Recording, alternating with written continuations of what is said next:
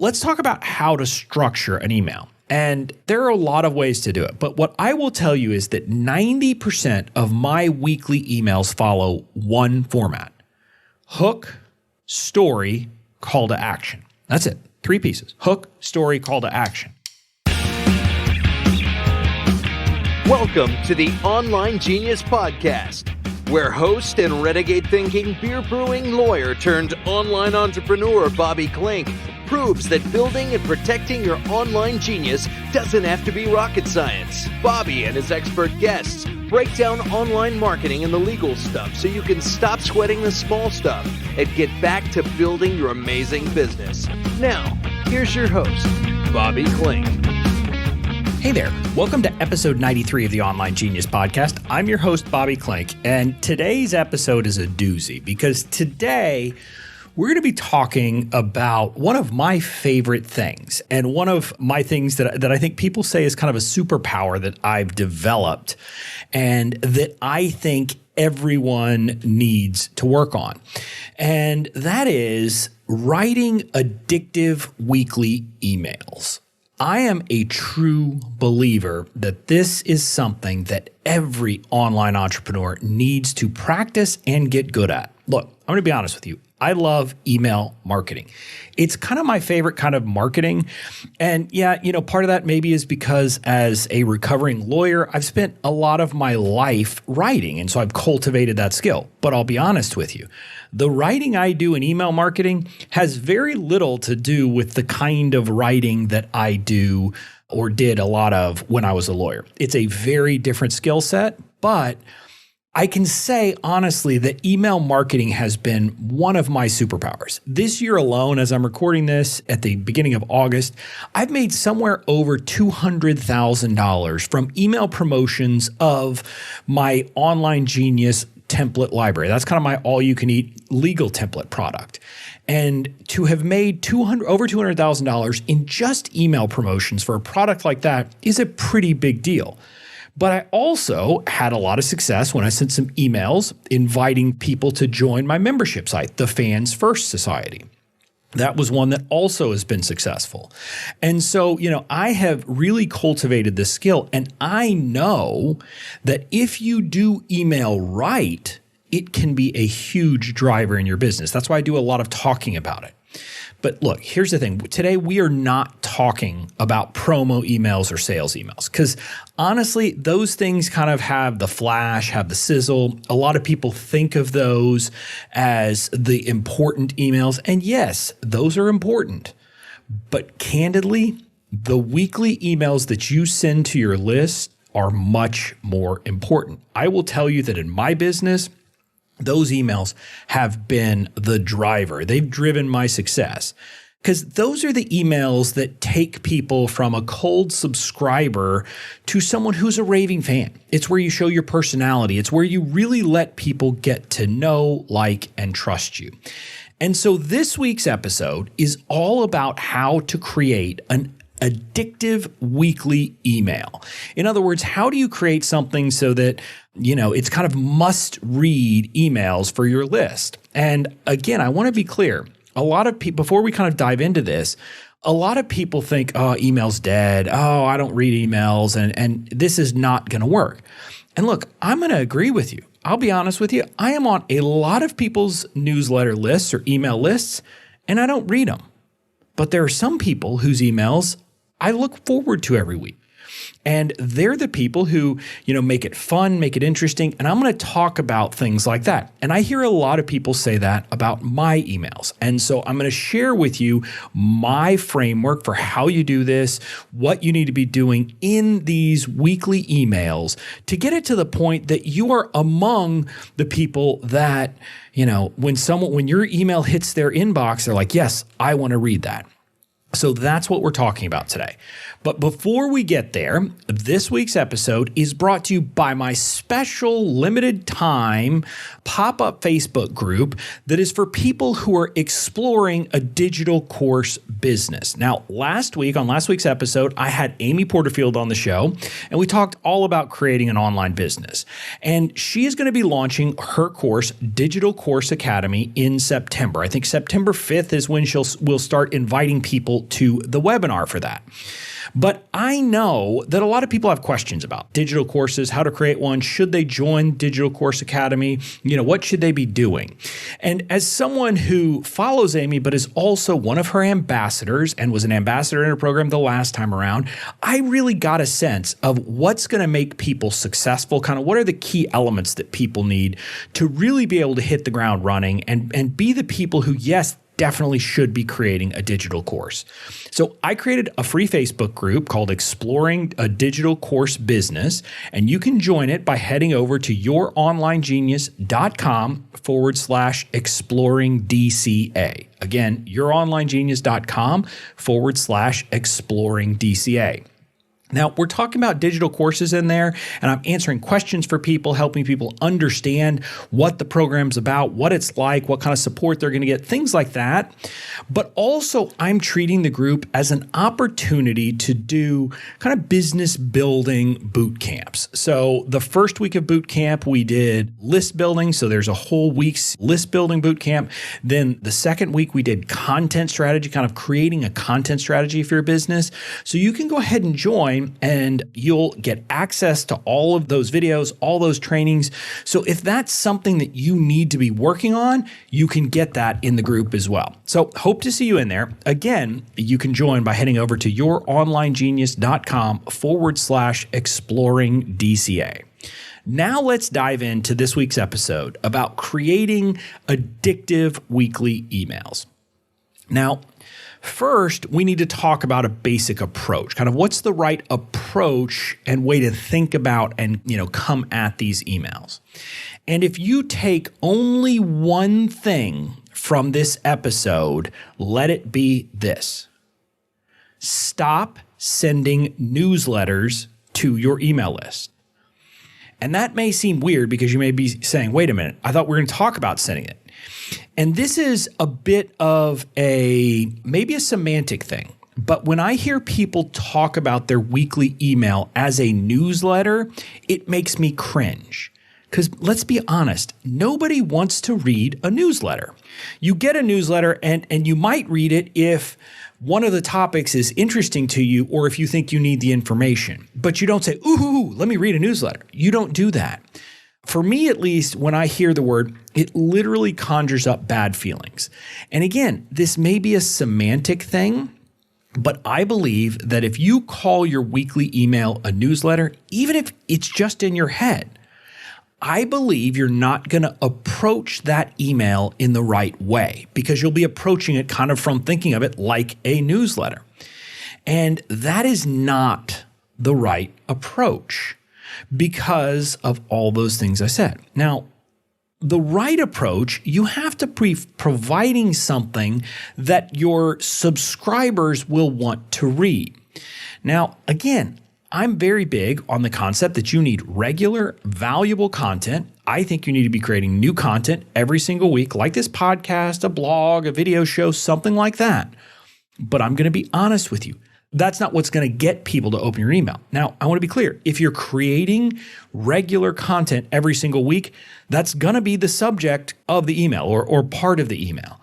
But the reality is, telling people about that is not going to make it addictive, and that's not why people are going to want to open the email. And let me give you examples, okay? This podcast, most of the people who download it each week are subscribed to it. So they don't really need my weekly email to find it, to get it, anything like that. Maybe it's a reminder for them, but I don't think it is for most people. Most people, for your podcast, you have the podcast you listen to on a regular basis, and you know when they come out, and you expect them to come out, and you listen to them. And I'll be honest with you, with me, the podcast I listen to, it's not because I found them on email. I subscribe to Amy's Online Marketing Made Easy. I subscribe to James Wedmore's Mind Your Business podcast. I subscribe to The Art of Paid Traffic by Rick Mulready. I subscribe to Emily Hirsch's podcast, and I subscribe to others like that. And my point is, some of those people I don't even get a weekly email from. I don't know if they send it, and I'm not on their list, but I listen to the podcast because I'm subscribed. And I'm betting you're probably the same. And even for people who don't have a podcast, if you have a blog, look, chances are people aren't going to be motivated to open an email based upon the content of a blog post. Because most people are going to pick and choose which of your blog posts they're going to want to read. Again, unless you're in a very specific, specialized niche and your blog really is not information, it's more inspiration or something like that. But if you think about it, if you have a blog that's, providing information about things, chances are that various people are going to say, okay, well, yeah, that one I want to read, but this one, it doesn't really relate to my business. And so if that's really what you're talking about in your email, people aren't going to really be motivated, okay? So there needs to be something extra, something beyond your weekly content. And the good news is, look, if you don't have weekly content, I really think you need to start doing that. But the good news is that from everything I've told you already, you should get the point that, hey, you can be emailing your list even if you don't have weekly content, because the content is not the thing that's going to motivate people. In my view, the something more that you need to bring to them is something that is about you. It's adding yourself to the email. Now, maybe it's about making them laugh. Maybe it's about making them cry. Maybe it's about motivating them with some story from your life or being willing to be open. The point is that the email should not be focused on content, lessons, etc. The email needs to be about something else. Again, think about it for those of you who are in my vintage and maybe a little bit younger than me, but the classic Seinfeld notion that it was a show about nothing, but it really was about something. Well, it's the same thing with your email. Often your email can be an email about nothing, but it's actually about something. But the point I want to get across to you is that don't think about it as just a recap of your content or anything like that. If you're doing that, that's what a newsletter is. And that's what I'm saying is the wrong approach, and an approach that will not get people excited to get your email and to read it every single week. So we're going to talk about what you should do instead, but I just want to get that right up front because I think it's that important. So now I want to shift and talk about some mindset issues here, because there's some things that people do here that I want to kind of help you get through. First, I want to talk about some things that you need to stop caring about, okay? Because there's a lot of things that I hear people worried about with email that don't make sense. Now, the first one is I don't want you to spend too much time fretting over people who don't open your emails. Now, when you listen to people talk about why email is dead, you'll hear people say this all the time. And candidly, a lot of those people obviously are trying to sell you a product related to something other than email. Maybe it's social media, maybe it's messenger bots, but they're going to tell you that email is dead because that serves their purpose. And one of the things they're going to talk about is that 80% of your list won't open, which, if you have a big list, that becomes true. I get higher open rates than that normally, but, even, good open rates on a big list, you're lucky to get 30% of your people to open your email by your statistics. Now, those numbers are partly, we can't tell, how much to make of that, because if people just read it in preview mode, that doesn't count as an open all the time. So we don't really know the open rate and how accurate that is. But the point I want to get across to you is that you should not worry about the people who don't open your email. You should be worried about providing valuable, wonderful content to the people who do open your email. You've heard me talk about the idea of focusing on what matters, the 80-20 rule, but really it's even smaller than that. It's like the 4% of people who are really going to drive your business. And so I want you to focus on those people. Now, I do want to be clear. If you see your open rates start to drop over time, that could be a sign you need to track that. But my point is, don't get so hung up on the fact that, say 70% of people didn't open your email. That's not something that should bother you. The other thing I want to talk about, though, is that don't worry about unsubscribes. And I understand this, especially when you're starting out and you have a smaller list. Every subscription and unsubscription matters to you. I mean, for example, let's say you had just gotten to 100 people on your list and someone unsubscribes and all of a sudden you're down to 99, and that seems like a huge difference. Well, again, That's all just mental BS. Obviously, there really is no difference between 99 and 100. Our minds play tricks on us. But more importantly, everything we do in business, we need to attract the right people. But that's going to mean we're going to repel the wrong people. And so in one of the groups I'm in, and I've been in this group for a long time, we actually started kind of this tradition of celebrating unsubscribe day. In other words, the day we sent our weekly email. Because in some sense, the only way you're going to never have anyone unsubscribe from your list is if you never email them. And so my view is let's celebrate the unsubscribes, because if people are unsubscribing, that means you're emailing them. And I want to be clear here. You're going to have people unsubscribe from your list if you're boring, blah, and vanilla, just because they don't want another email, and especially if it's boring, blah, and vanilla. But you're also going to have people unsubscribe if you make your emails an event and something fun. So you might as well make it an event and something fun so that you're actually entertaining and connecting with the people who stick around. So that's something I would say. I want to go to an even further point here, because this is something that I think a lot of people are going to say, whoa, what are you talking about me? Don't worry about spam complaints. I honestly celebrate when I get spam complaints. And I say that I don't actually celebrate. You still kind of feel like about that one person. But honestly, I'll tell you, if I go a few weeks without a spam complaint, I say, what's going on? I'm being too vanilla. And I'll tell you, even when I'm not being crazy or over the line or anything like that, I will get spam complaints. It just happens. It's going to happen. But my point here is a broader one, which is that if you try to be vanilla to avoid spam complaints, again, maybe you don't have this, repulsive, effect on some people, but it also means you're not going to attract people. I will tell you, I can say without a doubt, the emails that I get the most positive feedback from, people emailing me, thanking me, saying, wow, I can't believe it, this blew my mind. Those are also the emails that get the most spam complaints, because they are the ones that are going to attract the right people and repel the wrong people. So I don't want you to worry about that. Now, again, I want to be clear. If you had 100 people on your list and 15 people marked it as spam, that's a problem. So I'm not talking about doing that. And I'm also not suggesting you actually spam people. My view, I know no one gets on my list without opting in and giving consent and all that. So if someone marks me as spam, that's about them. It's not about me. But my point is that it's really about the fact that I have kind of hit a nerve. And that's what I want in my emails. And that's what you should want in your emails. So those are the things I want you to stop caring about. Stop fretting that people don't open. Stop worrying about unsubscribes, and stop worrying about spam complaints. Now I want to talk to you about what you should be doing.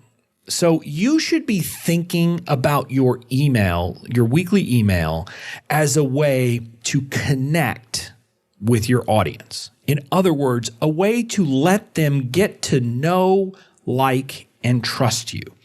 Your weekly emails are the best way for you to do that, because it's a way for you to just, give them a steady diet of you. So people who read my emails and are getting my emails on a weekly basis, they get a pretty good sense of who I am. Now, it's partly because of the stories I tell. It's partly because of the tone. It's partly because of, the copy and the way I write. So people get a sense of who I am from that, right? If you're on my list for any sense of time, you're going to get a sense that I'm kind of a cheeky guy. I think I'm funnier than I am. And, I tell dad jokes. I make pop culture references, and you'll just start to get that about me. And that's a good thing, because that is the key to really getting people to stop, thinking about you as just a company. And I want to kind of give you a short little proof of this, a little tiny story. When I stopped treating my emails as a newsletter, it was about August of 2018 when I did that. So before that, it was really like a newsletter. It was, here's my content, here's what we talk about, blah, blah, blah.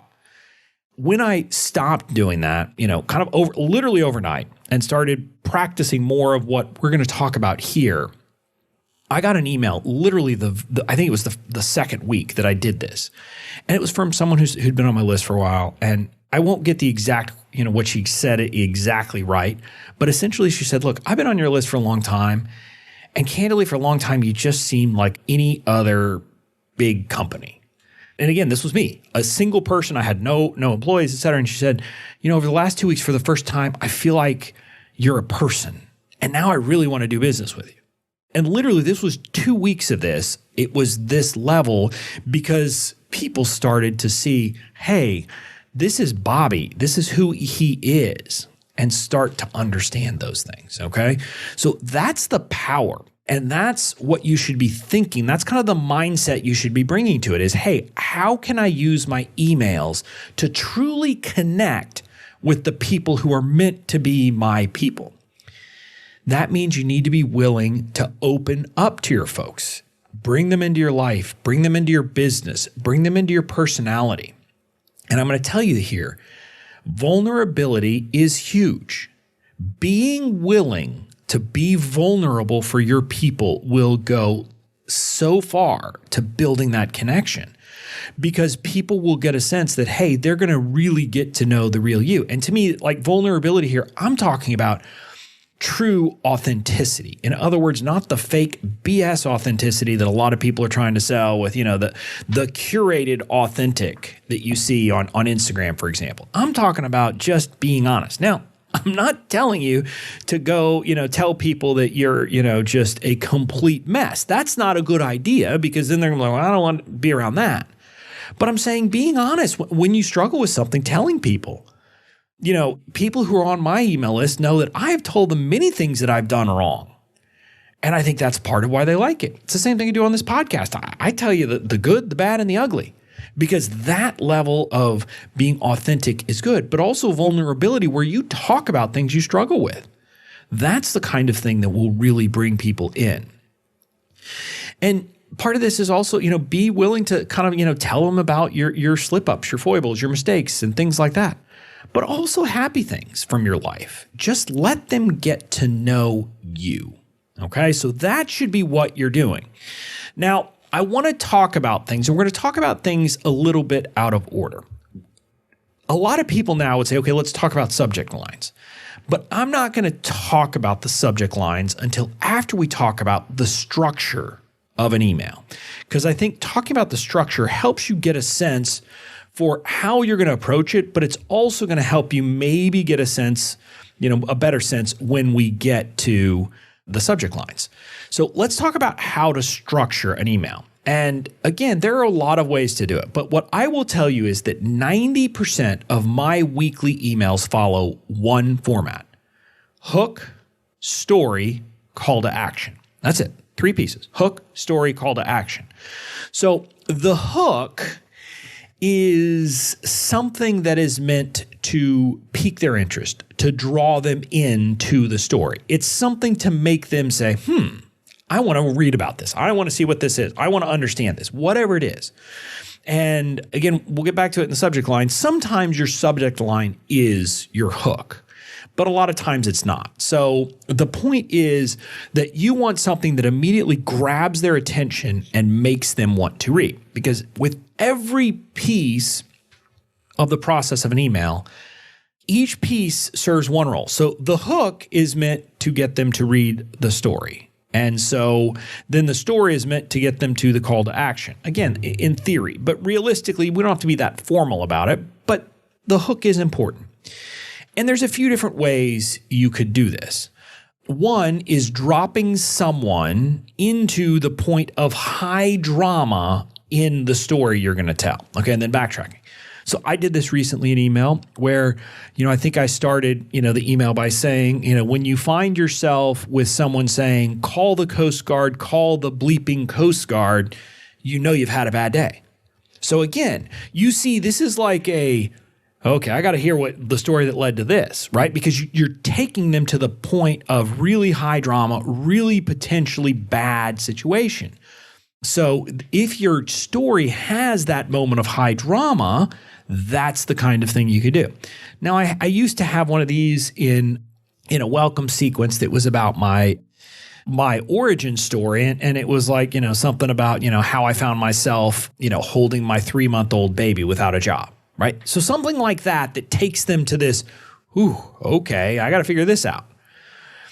Another way you can do it is it could be like a lesson you learned, like how I learned and then something shocking, right? And it doesn't have to be shocking, but if it is, and by shocking here, I don't mean like, shock jock factor. I just mean something that's like, okay, that's weird. I wouldn't have thought that, right? So for example, I could, for this podcast episode, I could have something that says how I learned that sending a weekly newsletter was the worst thing I could do for my business, right? Because again, people are going to be like, wait a minute, you send a weekly, what? Wait, what?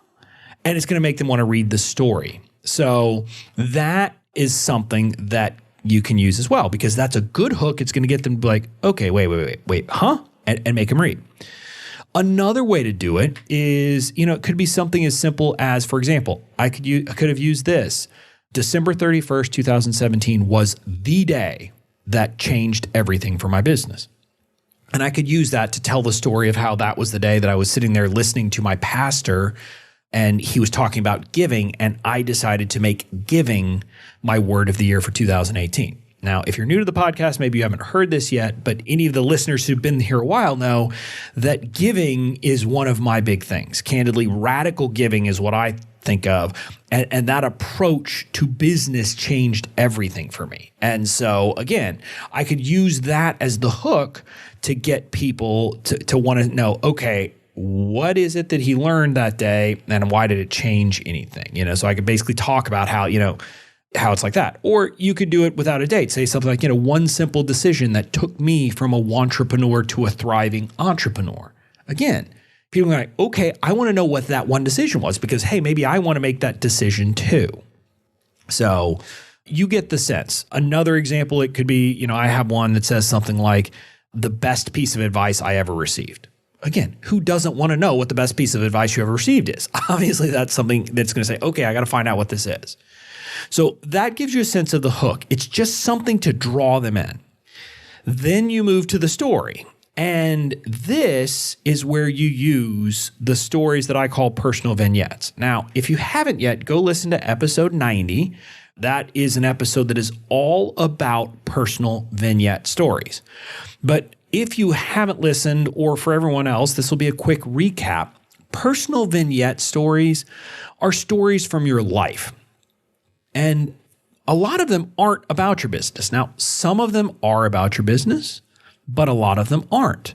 And you'll want to have a mix of both. And when they're not about your business, you're going to have to eventually kind of, take a lesson out of them or be a way to pivot it to the call to action, which will be about your business. But there are stories in your life every single day that you can use to attract people. Now, I'll give you some examples that you can, that I've told before. One of my emails, I told the story of my dad's plane crash and how my dad had was in a plane crash a couple of weeks before my third year in law school, and how, literally I went down to where he was and I had to make a decision like 6 or 8 weeks later about whether I was going to go back to school to do a big prestigious competition or not. And at that point, my dad had never woken up. So telling that story, obviously, this is a great example of like a vulnerability. It's a story that when I wrote that email, literally I was crying as I write it. I can't tell the whole story without tearing up a bit.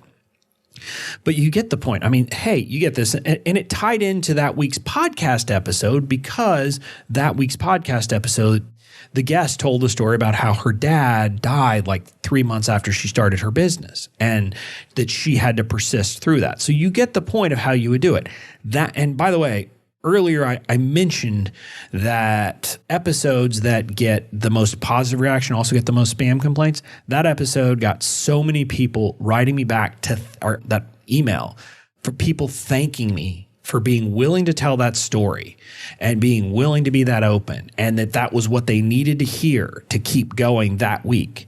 But it also got, literally, it was the second highest spam complaints I've ever gotten. And again, I wasn't promoting anything. So that gives you a sense that spam complaints aren't about it being spam. It's this person just didn't like that maybe I made him sad. And so they marked it that way. But another example I told in a story is how my wife and brother surprised me on my 40th birthday. My brother lives like 1,500 miles away, and my birthday week last year in 2018 was like I was doing a launch and there was some other stuff, and then my wife comes and says, hey, can you help me with something outside? And I go outside to find my brother sitting there in the backyard. And I was like, what in the? So again, I told that story because it related to the subject of the email. Now, I also told a story once about my law firm business getting very busy and how that was really screwing with my plans. And I used that to talk about how I love planning and all this, but you got to be open to planning and all those things. I've told the story about how when I was a federal prosecutor, the other prosecutors and some agents played a really nasty practical joke on me and, made me believe, like, while we were at a happy hour once, and I had what was called the duty phone, where I was the prosecutor who would answer any questions that agents had after hours because they would have to get permission for certain things. And this agent calls me and basically says, I need your permission to use deadly force. We've got a barricaded suspect who's already killed 2 agents, and is literally like, I was like, I can't, I'd been on the job a couple of months. I was like, I can't do that. And it was a woman, and she starts yelling at me and literally says, I need an AUSA with balls. And, this is the whole story. And I sit there, and then suddenly I look over and find one of my fellow prosecutors over in the corner, can't help himself. He's kind of chuckling. And then I realize what had happened. So I tell that story. And I told that story when I had my friend Tiffany Lee Bymaster on the podcast. And the whole point was people are afraid to go live, but what the heck is the worst that can happen?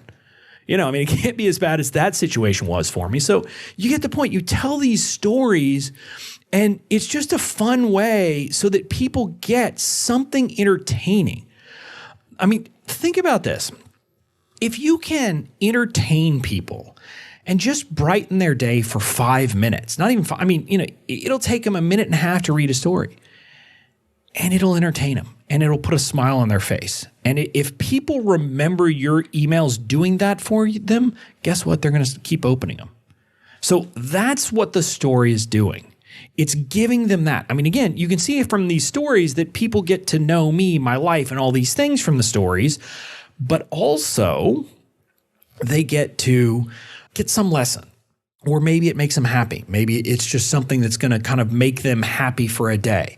And that in and of itself is worth doing. So after the story, then you have to pivot often, but then you're going to get to your call to action. So again, the pivot will be one line. Actually, wait, before I get there, on the stories, when you first start writing these emails, your tendency is going to be to make the stories too long. So you're going to want to try to condense. Again, just keep things like this.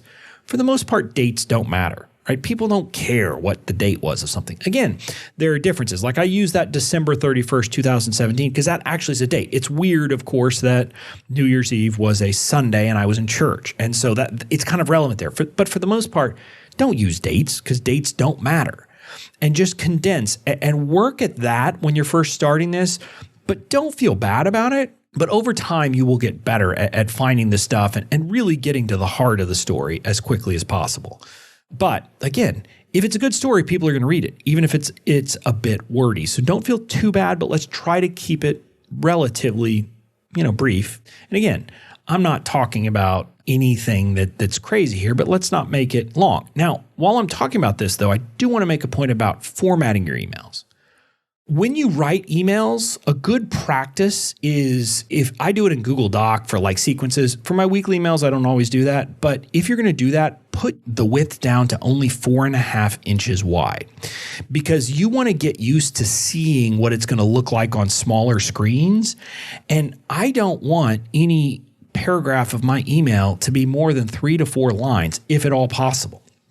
And so that means I have a lot of 1 line or 1 sentence and 2 sentence paragraphs. That punchiness will generally serve you well. Now, again, I'm not saying you can never be longer than that, but generally keeping your sentences and paragraphs short makes it more readable, makes it much easier for people to get through, and especially in your story. It's a great way to force yourself to kind of really condense down. Okay, so then after the story, you have your pivot. Well, often you'll have to have like 1 line that kind of links the story to the subject of what the call to action is. Now, if you're doing weekly content, which I hope you are, but if you are, that's when you're going to kind of, you have to pivot to whatever the topic or the lesson of the weekly content is. Then your call to action is a short section where you talk about your weekly content. My standard thing, I kind of will have a pivot sentence sometimes, and I say, in this week's episode of the Online Genius podcast, and then it's, interview so-and-so about this, or talk about X, Y, and Z, whatever. And there's a link there, so they can go to the podcast. And then there's maybe 3 paragraphs, and I want to be clear. In these paragraphs, it is definitely 1 to 2 short sentences that talks about the content, kind of compels why this stuff matters. And then again, there's another call to action, basically another sentence with a link to the thing, and then that's it. So again, short and sweet, provide not even a summary. I mean, you can do a summary if you want, but really it's more about why this matters. Think about it as you don't want to tell them what's in the content so much as tell them why they need to listen to the content. Why is it that this is so important? So you could imagine, for example, that for this week's episode, I might, and again, I haven't written the email yet, but I might use it as basically saying that I believe that creating addictive weekly emails has been the key to me being able to make over $200,000 on email launches of one product this year. And you can see what people are like, okay, that I want to learn how to do that too, right? So that's the kind of thing you want to put in there. Not necessarily, the what's in it, but the why. What's in it for them to actually go to your content. Now, if you're not creating content weekly, first of all, I'm going to tell you, I want you to start. I'm going to keep telling you that. You should start doing that. Creating weekly content is really important, in my view, to long-term success. But if you're not doing that yet, get creative. Your call to action could be asking them to tell you their biggest challenge related to something. It could be to join you on Facebook for something. It could be to head over to Instagram to check something out. It could be something like that. But you need to have a call to action that you're telling them to do something. And again, it could be as simple as to hit reply and tell you X, Y, and Z. And so you can see why it kind of gets a bit harder if you don't have content, but you could find a reason. Now, if you're not creating content, in my call to action, that's where I would provide some value, provide a business tip, for example, provide something. So again, if you're not creating weekly content, a good structure for this is create a story and then a business lesson that relates to that story that will help them achieve something. So whatever it is, if you're a copywriter, tell them, 1 tip about copy. And, you could do something like that, but just that way you're providing value. That's going to be a great way to do it. And then you could ask them to actually do something with it. So that'll be a great way to provide value so that you're providing entertainment and value. So that is the perfect way to kind of get things done. So now with all that, as we've talked about it, you get that often you're going to need to begin with the end in mind. In other words, you need to know what your call to action is. That will dictate what story you're going to use, right? Because the story has to relate and tie into whatever the content or call to action is. And then the story will dictate what the hook is, right? Because the hook is going to be something about the story. So this is one where you really do need to begin at the end. And that doesn't necessarily mean you write the end first, but you need to know what the call to action is. Again, if you have weekly content, you obviously know that. Then you pick your story, then you pick your hook. That then brings us to subject lines, because the subject line is something that really generally should be the last thing you write. Again, sometimes you know what story you're going to tell, so it's very obvious what you're going to do. But I want you to keep in mind that your subject line has one purpose and one purpose only. And this is going to sound contradictory to what I originally said, but the purpose of your subject line is to get people to open the email or read the email, regardless of whether they open it. And right now you're saying, come on, Bobby, you said I don't have to worry about people opening it. Look, my point up there was don't obsess about the fact that people aren't opening. But we obviously want people to open our emails, right? And so especially when people are just getting to know us and are just on our list, we need them to open our emails to really get to start to know us. And so we need to have something that does that. And so that's the job of your subject line. And there are tools out there that will let you like assess kind of like, they won't tell you exactly what they're looking for because then you wouldn't need them. But there are free tools out there that you can go and put in subject lines and it'll give you a score. And it's based upon emotional words and trigger words and intellectual words and all these things that supposedly are going to help you. But again, trying to like beat those things is kind of like people who used to try to game the SEO system by packing their copy with keywords. And it's like, okay, that's great for the computers, but humans don't like it. So be careful about those. But, if you can find one of those you like, feel free to try it and use it. Another thing you can do is you can search the Googles and you're going to find lots of studies done by a lot of different people about the highest open rates, meaning, here were the emails that had the highest open rates on my entire email list last year. And some have been done by big people. I think HubSpot, for example, has done one, but some of these big companies have done it. One of my prior guests I know, I think it's Angie Gensler, she had one. I'm pretty sure I saw a blog post she did at one point, or maybe it was an email that talked about this. So you can find things like that out there. Again, some of that's fine, but I do want you to keep in mind that trying to decide email lists based upon what other people have had success with is not always going to work, right? Because your people and their people are different, right? My list has gotten accustomed to seeing sometimes some pretty crazy subject lines. But so you just need to know that. I mean, you can do these things, I think, are a good way to start. You can find people who have structures for email subject lines. You can do all of that, and that's a good way to start. Eventually, though, you're going to get a feel for your audience. And so I will sometimes do these tests. Sometimes there is an assessment tool that I've used from time to time. And sometimes I will do an A/B test. So I'll send 2 emails. One, I'll find a subject line that, the tool loves. But then sometimes, just to give you a sense of how these tools work, it's obviously normally a percentage. So let's say you have 6 words and 4 of them meet the triggers. Then they're going to say, ooh, this is 66.67%. And so then if you add additional words that aren't trigger words, it's going to bring it down. But so sometimes I'll test it. And what I found is that often I beat the computers because I have a sense that this is going to be something that works. Now, from my experience, there are 2 things that generally get high open rates. One is curiosity. And candidly, on a week in, week out basis, this is what you're often going to want to do. So it is, if you can do something that makes them say, what the heck is this about? They're going to open, right? Or if it's something that says, okay, I got to figure this one out. What is this about? Something like that, it's going to normally make them open. Humans don't like open loops. So if you create an open loop with your subject line, some people will just feel compelled to close the loop by opening your email and reading it. And so let me give you an example of one that it relates back to that email I told you about where I told the story of my dad and his plane crash. The subject line, this was the shortest subject line I think I've ever used, and it was 2 words. They're okay, ... And if you think about it on a curiosity level, there are many factors there that are going to make people say, huh? First, who is they? They might be wondering, okay, who is this they? But then more importantly, that little sentence there makes them say, well, why wouldn't they be okay? And so it's a level of curiosity, because you're not, oftentimes people think curiosity means ask a question. But no, it's often not asking a question. It's saying something like that, they're okay, ... That makes people say, And that's the type of thing that has tended to work for me.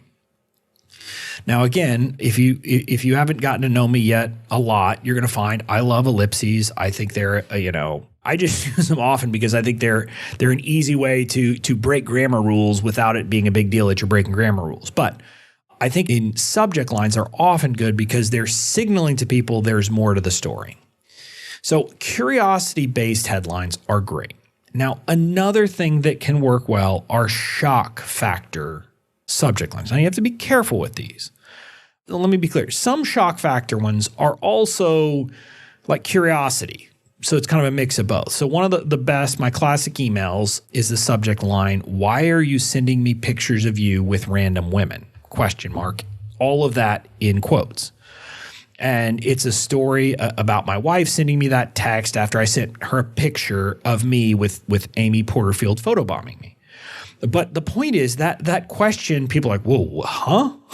And when I first sent it, I have to be honest, I had more men respond to my email than ever. I don't remember how many, but literally multiple men were worried that they had been hacked and that they're like someone was sending emails and that that was me responding to them because that's what they thought was happening. But you get the point that that's something that people are like, it's kind of a shocking thing, but also like a curiosity. Okay, I got to see what this is.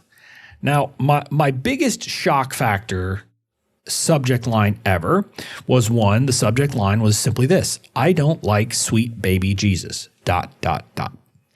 And I sent that on Easter week. And obviously that's the kind of thing that make people go, huh? And the very first line, I diffused it. If you send one that's that shocking, you need to diffuse it right away. And my friend Hannah Powers, who's a copywriter, has a copywriting program, talked about how the way I did this was one of the best examples she'd seen in a while, because I immediately diffused it and said, something like, "But before you get all mad at me, no, I'm not talking about the Jesus. I'm talking about a beer called Sweet Baby Jesus." And so, you get the point. That's something that subject line is going to make people say, wait, what now? So that will make them pay attention. So curiosity and or shock factor tend to work well. Now, a practice that I heard, Marie Forleo is the first person I heard this from, write something like 20 versions of your subject line and then pick the best one. Now, I'll be honest with you, I don't do 20. But I often try 5 or 10. And, sometimes the first one I had is best. Other times it's not. But you decide over time and you get a skill and you just kind of work on it. But that's a good thing to do is work on this. And like I said, over time, you will start to really get a feel for what works with your audience. And then you can really focus more on doing that. So that's subject lines in a nutshell. And now we've covered it all, right? So, that's how to create an addictive weekly email. I'm going to tell you again, the big shift I want you to make is to stop thinking of your emails as a newsletter and start thinking of them as personal story time. If you will just make that one shift, your weekly email will become a tool that is so powerful for your business, because that shift is what really allows you to start nurturing true raving fans, not people who are just there to learn or for content or something like that.